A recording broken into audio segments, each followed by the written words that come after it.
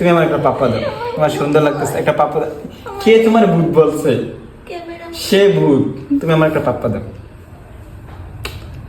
খুব সুন্দর হয়েছে। সো গাইস, পাপ্পা দেখি লাইক দিয়ে গেছে। সো গাইস, এখন আপনারা দেখবেন আমার বউর ফাইনাল লুক। সেই না গাইস, দূরে নাও ক্যামেরা, দূরে নাও ক্যামেরা, দূরে নাও।